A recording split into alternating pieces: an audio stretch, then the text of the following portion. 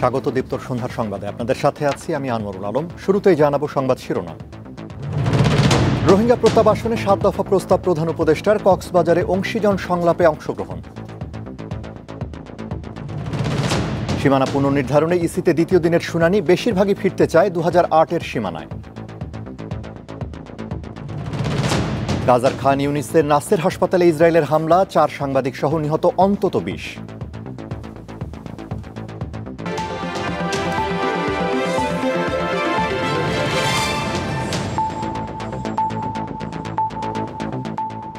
এবারে বিস্তারিত।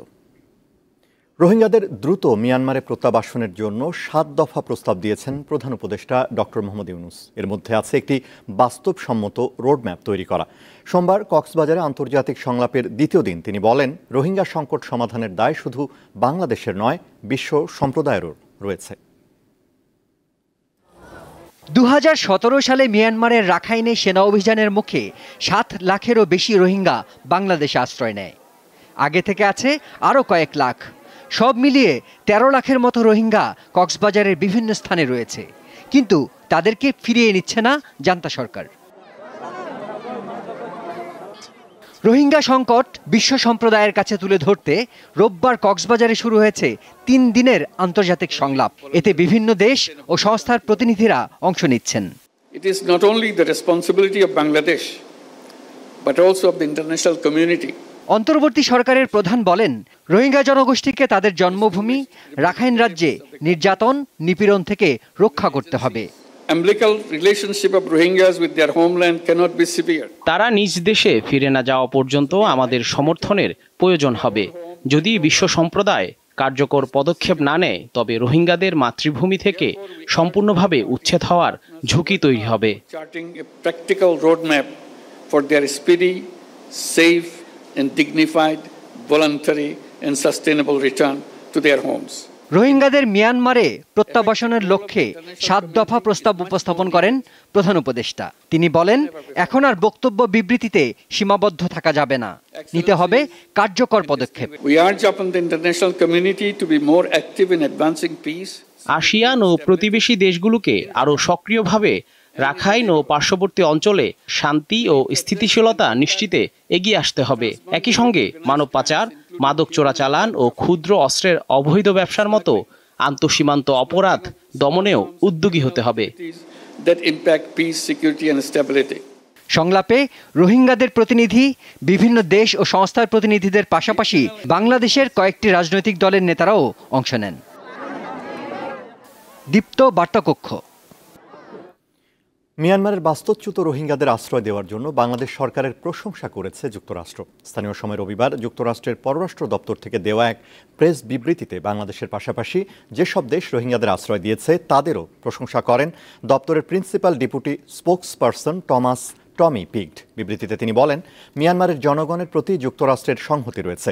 ২০১৭ সালের আগস্টে মিয়ানমারের রাখাইন রাজ্যে সেনা অভিযান শুরুর পর প্রায় ৮ লাখ রোহিঙ্গা পালিয়ে বাংলাদেশে আশ্রয় নেয়। বর্তমানে বাংলাদেশে আশ্রয় নেওয়া রোহিঙ্গার সংখ্যা ১৩ লাখের মতো। জাহাঙ্গীরনগর বিশ্ববিদ্যালয় কেন্দ্রীয় ছাত্র সংসদ জাকসু নির্বাচন ঘিরে ক্যাম্পাসে উৎসব মুখর পরিবেশ বিরাজ করছে। মনোনয়নপত্র যাচাই বাছাই শেষে বাদ পড়েছে ২০টি আবেদন। বাদ পড়া প্রার্থীদের মধ্যে ৬ জন নারী ও ১৪ জন পুরুষ। এরপর খসড়া প্রার্থী তালিকা প্রকাশ করবে নির্বাচন কমিশন। মনোনয়নপত্র সংগ্রহ ও জমাদানের শেষ দিনে গত ২১ আগস্ট জাকসুর বিভিন্ন পদে মোট ২৭৩ জন এবং হল সংসদের বিভিন্ন পদে মোট ৪৬৭ জন মনোনয়নপত্র জমা দেন। আগামী ২৯ আগস্ট চূড়ান্ত প্রার্থী তালিকা প্রকাশের পর শুরু হবে নির্বাচনের প্রচারণা। আগামী ১১ সেপ্টেম্বর হবে ভোট গ্রহণ। এবার ভোটারের সংখ্যা ১১,৯১৯ জন শিক্ষার্থী। দর্শক, জাকসু নির্বাচনের সবশেষ তথ্য জানাতে জাহাঙ্গীরনগর বিশ্ববিদ্যালয় ক্যাম্পাস থেকে যোগ দিচ্ছেন সহকর্মী এম এ হালিম। তিনি একটি ব্রিফিং করেছেন। সেই ব্রিফিং এ যেমনটি তিনি জানিয়েছেন যে এখানে আজকে মূলত যে ২৭৬টি যে মনোনয়নপত্র যেটি সেদিন জমা হয়েছিল তার মধ্যে কিন্তু আমরা আজকে দেখতে পেয়েছি ২০টি মনোনয়নপত্র যেটি বাতিল হয়েছে। তার মধ্যে যেটি আমরা জানতে পেরেছি সেখানে পুরুষ ছিল ২০ জন এবং নারী ৬ জন। এবং আরেকটি বিষয় হচ্ছে এখানে যে ভিপি এবং জিএস এর যে সংখ্যাটি সেটি আমরা যেমনটি জানতে পেরেছি সেখানে ২০টি যেটি ভিপি পদপ্রার্থী এবং সেখানে আমরা ১৭টি জিএস পদপ্রার্থী সেটি বৈধ হিসেবে আমরা শুনতে পেরেছি। এবং এই যে যারা আজকে বাদ পড়লো তারা কিন্তু আগামীকালকে দুপুর 2টা পর্যন্ত কিন্তু তারা কিন্তু এই বিষয়ে আপিল করতে পারবেন। এবং সেই বিষয়ে নির্বাচন কমিশন তারা যেমনটি জানিয়েছেন যে এই বাদ পড়ার ক্ষেত্রে কিন্তু তারা বিভিন্ন যে অসঙ্গতি সেগুলো তুলে ধরেছেন তারা, এবং সেই বিষয়টি তারা বিস্তারিত জানিয়েছেন। এবং এখানে আরেকটি বিষয় সেটি হচ্ছে যে এখানে কিন্তু হল সংসদে যে নির্বাচনগুলো অনুষ্ঠিত হচ্ছে সেখানে যে আপনার বৈধ যে প্রার্থী তালিকা সেগুলো কিন্তু এখনো নির্বাচন কমিশন জানাতে পারেনি, সময় সাপেক্ষের বিষয়। এবং তারা যেমনটি বলছেন যে এখনো তারা 10টি হলের ক্ষেত্রে তারা পেয়েছেন এবং বাকি 11টি হল বাকি থাকাতে তারা কিন্তু এখানে প্রকাশ করেনি। সব মিলিয়ে আজকে আমরা দেখতে পেয়েছি যে জাহাঙ্গীরনগর বিশ্ববিদ্যালয়ে যে এখানে নির্বাচনের যে একটি যে খসড়ার যে বিষয়টি সেটি কিন্তু একটু আগে নিষ্পত্তি হলো এবং আগামীকালকে থেকে যে দ্বিতীয় ধাপগুলো সেগুলো শুরু হবে। এবং এই উপলক্ষে কিন্তু আমরা এই নির্বাচন উপলক্ষে কিন্তু আমরা জাহাঙ্গীরনগর বিশ্ববিদ্যালয়ে আমরা শুরু থেকে দেখতে পেয়েছি একটি আগ্রহের বিষয় ছিল, কারণ দীর্ঘ 33 বছর পর কিন্তু এই জাহাঙ্গীরনগর বিশ্ববিদ্যালয়ে এই নির্বাচন অনুষ্ঠিত হতে যাচ্ছে। সেই জাকসু নির্বাচনকে কেন্দ্র করে কিন্তু এই ক্যাম্পাসে কিন্তু একটি উৎসবমুখর পরিবেশ আমরা বিরাজ করছি। তো এই ছিল আমার কাছ থেকে সর্বশেষ। আনোয়ার। হালিম, আপনাকে ধন্যবাদ। জাহাঙ্গীরনগর বিশ্ববিদ্যালয় থেকে জানাচ্ছিলেন সহকর্মী এম এ হালিম। রাজশাহী বিশ্ববিদ্যালয় কেন্দ্রীয় ছাত্র সংসদ রাকসু নির্বাচনের ভোটার তালিকা থেকে ছাত্রলীগের নাম বাতিলের দাবিতে বিক্ষোভ করেছে বিশ্ববিদ্যালয়ের শাখা ছাত্রদল। সোমবার বেলা 11:30টায় বিশ্ববিদ্যালয় ক্যাম্পাসে বিক্ষোভ করেন তারা। এ সময় রাকসু নির্বাচনকে ঘিরে 5 দফা দাবিও জানায় ছাত্রদল। দাবিগুলো হলো প্রথম বর্ষ বিদেশি শিক্ষার্থীদের ভোটার তালিকা অন্তর্ভুক্তি, ভোটকেন্দ্র একাডেমিক ভবনে স্থানান্তর, ছবিসহ ভোটার তালিকা তৈরি, আবাসিক হলে সব ছাত্র সংগঠনের সহাবস্থান নিশ্চিত এবং বৈষম্যহীন গণতান্ত্রিক ও অংশগ্রহণমূলক নির্বাচন আয়োজন। সোমবার দ্বিতীয় দিনের মতো মনোনয়ন ফর্ম বিতরণ করা হয়। আমাদের স্মারকলিপিতে যে 5টি দাবি দেওয়া হয়েছে, ত্রয়োদশ জাতীয় সংসদ নির্বাচনের আগে বিভিন্ন আসনের সীমানা পুনর্নির্ধারণে নির্বাচন কমিশনে দ্বিতীয় দিনের শুনানি অনুষ্ঠিত হয়েছে। সোমবার নির্বাচন কমিশনের অডিটোরিয়ামে খুলনা, বরিশাল ও চট্টগ্রাম বিভাগের 10 জেলার 20টি সংসদীয় আসনের দাবি ও আপত্তি নিয়ে শুনানি হয়। বাগেরহাট, বরগুনা, পিরোজপুর সহ বেশিরভাগ আসনের আবেদনকারী 2008 সালের আগের সীমানায় ফিরতে চায় বলে শুনানিতে জানানো হয়। এদিকে বৈষম্য দূর করে 3টি আসনের পরিবর্তে 8টি সংসদীয় আসন দাবি করেছেন পার্বত্য চট্টগ্রামের বাসিন্দারা। আগামী 27 আগস্ট শেষ হবে 4 দিনের শুনানি। গ্যাস সংকটে প্রায় সারা বছর বন্ধ থাকছে ব্রাহ্মণবাড়িয়ার আশুগঞ্জ সার কারখানা। উৎপাদন বন্ধ থাকায় নষ্ট হয়ে যাচ্ছে প্রতিষ্ঠানটির মূল্যবান যন্ত্রপাতি। এ অবস্থায় আমদানির মাধ্যমে সারের চাহিদা মেটাতে হচ্ছে। এই দৃশ্য ব্রাহ্মণবাড়িয়ার আশুগঞ্জ সার কারখানার। চারপাশে গজিয়ে গেছে অসংখ্য আগাছা। গ্যাস সংকটের কারণে মাসের পর মাস বন্ধ অবস্থায় পড়ে থাকায় নষ্ট হচ্ছে কারখানার মূল্যবান যন্ত্রপাতি। 1980 সালে 536 একর জায়গায় রাষ্ট্রায়ত্ত এই কারখানাটি স্থাপন করা হয়। দৈনিক 1600 মেট্রিক টন উৎপাদন সক্ষমতা নিয়ে 1983 সালে বাণিজ্যিক উৎপাদনে যায় প্রতিষ্ঠানটি। প্রতি বছর গড়ে প্রায় 4.25 লাখ মেট্রিক টন ইউরিয়া সার উৎপাদন করে লাভজনক অবস্থায় ছিল এটি। 2011 সাল থেকে গ্যাস সংকটের কবলে পড়ে এই সার কারখানা। 2023-24 অর্থ বছরে চালু ছিল মাত্র 41 দিন। শ্রমিকদের আন্দোলনের মুখে গত বছরের 15 নভেম্বর গ্যাস সরবরাহ শুরু হয়। চলতি বছরের 23 জানুয়ারি আবারও উৎপাদনে যায় সরকারি এই প্রতিষ্ঠান। ভেতরে মনে করেন যে এটার অক্সিডাইজেশন হয়ে এটার কার্যক্ষমতা এগুলা হারাই ফেলতেছে দীর্ঘদিন ধরে ফ্যাক্টরি না চলার জন্য। প্রতি বছর বিদেশ থেকে সার আমদানি করতে প্রায় 10 থেকে 12 হাজার কোটি টাকা সরকারের চলে যায়। ব্রাহ্মণবাড়িয়াতে 500 MMCFD গ্যাস প্রোডাকশন হয়, সেখানে 10% গ্যাস 50 MMCFD কি আশুগঞ্জ সারখানা পেতে পারে না। দেশের সারের মোট চাহিদার শতকরা 15% যোগান দিত ব্রাহ্মণবাড়িয়ার আশুগঞ্জ সার কারখানা।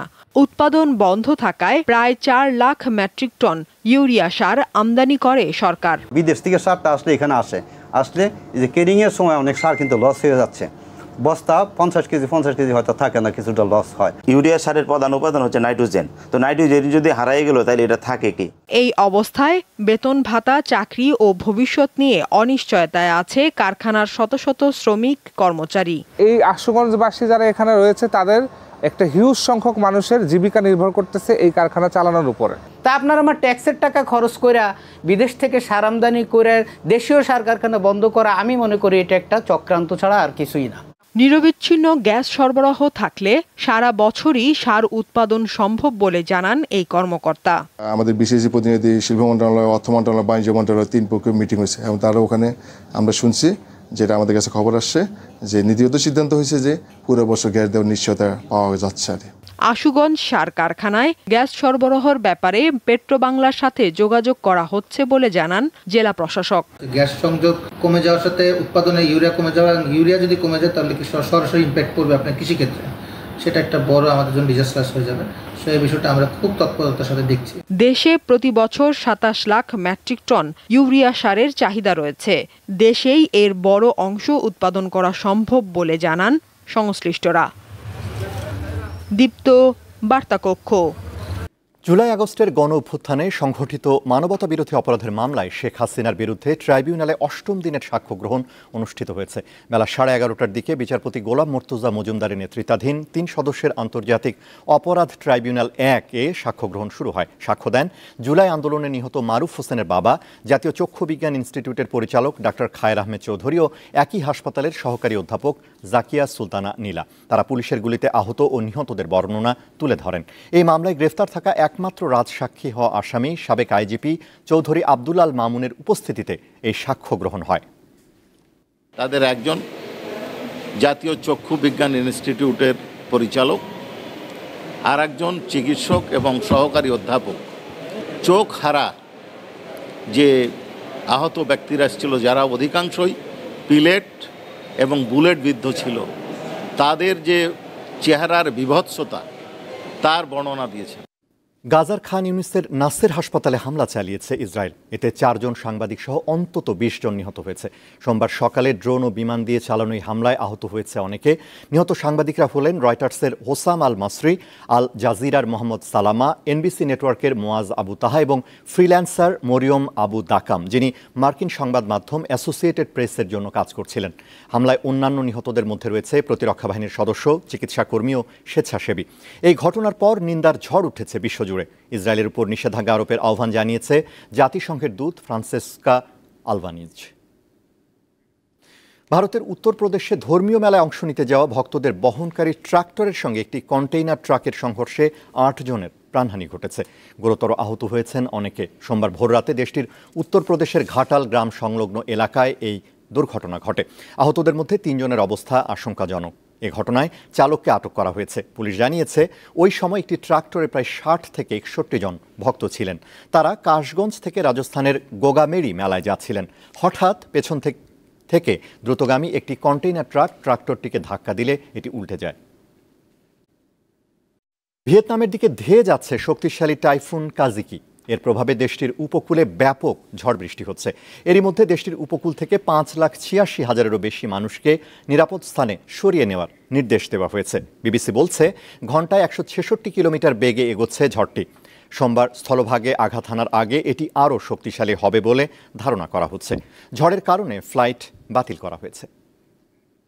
বাংলাদেশ ভলিবল ফেডারেশনের নতুন কমিটি দায়িত্ব নেওয়ার পর গতি পেয়েছে ভলিবল খেলা। এই কমিটি এখন পর্যন্ত জাতীয় পর্যায়ে 3টি টুর্নামেন্ট আয়োজন করায় অনুশীলনের ভালো সুযোগ পেয়েছে খেলোয়াড়রা। এই অবস্থায় বড় স্বপ্ন দেখছে সংশ্লিষ্টরা।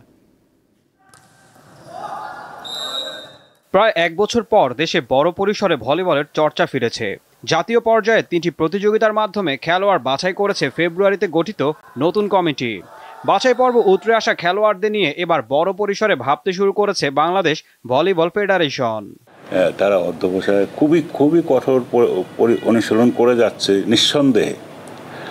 আমরাও চেষ্টা করছি যে এদেরকে আরও কত সুন্দরভাবে সুযোগ সুবিধা দিয়ে বাংলাদেশের জন্য এই যে সামনে সাউথ এশিয়ান গেমস আসছে আমাদের অক্টোবরে, তা আমি আশা রাখি যে আমরা এখানে একটা ভালো ফলাফল নিয়ে আসতে পারবো। ভলিবলের লক্ষ্য হচ্ছে আমরা পাইপলাইনে ন্যাশনাল টিমে যাতে অনেক প্লেয়ার থাকে সেটা আমরা ব্যবস্থা করতে চাই। সেই হিসেবে আমরা স্কুল টুর্নামেন্ট করব, যুব টুর্নামেন্ট করব এবং সেখান থেকে প্লেয়ার নিয়ে এসে আমরা লম্বা সময় ধরে যদি সেই যুবদের প্র্যাকটিস করাতে পারি তাহলে ভবিষ্যতে তারা আমাদের ন্যাশনাল টিমে ইন করবে। এতে পাইপলাইনে প্লেয়ারটা সাফিসিয়েন্ট থাকবে। চলতি বছরের অক্টোবরে সেন্ট্রাল এশিয়ান ভলিবল চ্যাম্পিয়নশিপ হওয়ার কথা রয়েছে ঢাকায়। এছাড়া আসছে সাউথ এশিয়ান গেমস। তাই এখন থেকেই অনুশীলনে জাতীয় দল। 2023 সালে লাস্ট এশিয়ান চ্যাম্পিয়নশিপও বাংলাদেশ খেলেছে প্রথমবারের মতো। এশিয়ার ভিতরে 20 র্যাঙ্কিং পাওয়ার পরে তারা খেলছে। ভলিবল আমাদের দেশে অত্যন্ত জনপ্রিয় এবং বর্তমানে আরও আমরা এই র্যাঙ্কিং কিভাবে আরও কমানো যায়, মানে আমরা 64, আমরা নেক্সট টার্গেট 64 থেকে যাতে আমরা 45-এর মধ্যে আসতে পারি, তারপর পরের টার্গেট 45 থেকে, এইভাবে আস্তে আস্তে আমরা কিন্তু অনেক এগিয়েছি। দীর্ঘদিন পর অনুশীলনে ফিরতে পেরে খেলোয়াড়রাও বেশ খুশি। অনেক টাফ ম্যাচ খেলা হয়েছে, বাংলাদেশ বনাম অনেকগুলো দেশে খেলা হয়েছে, এই জন্য আর কি আমাদের এই যে প্যানিক জিনিসটা আসলে আসে না, আমরা কনফিডেন্সের সাথে খেলতে পারি। এটা আপনার প্রত্যেকটা পয়েন্টে পয়েন্টে কিন্তু আনন্দ, একটা জোরে মারলে বা একটা ব্লক করলে এটা কিন্তু দর্শকরা একটা আলাদাভাবে একটা পায়। নতুন কমিটির প্রত্যাশা সব দিক থেকে সমর্থন পেলে ভলিবল ফেডারেশন দেশের জন্য সুনাম বয়ে আনবে। ঈশান হাসান, দীপ্ত স্পোর্টস, ঢাকা। শেষ করব দীপ্তর সন্ধ্যার সংবাদ, তার আগে সংবাদ শিরোনামগুলো জানাবো আরও একবার। রোহিঙ্গা প্রত্যাবাসনে 7 দফা প্রস্তাব প্রধান উপদেষ্টার, কক্সবাজারে অংশীজন সংলাপে অংশগ্রহণ। সীমানা পুনর্নির্ধারণে ইসিতে দ্বিতীয় দিনের শুনানি, বেশিরভাগই ফিরতে চায় 2008-এর সীমানায়। গাজার খান ইউনিসের নাসের হাসপাতালে ইসরায়েলের হামলা, 4 সাংবাদিক সহ নিহত অন্তত 20।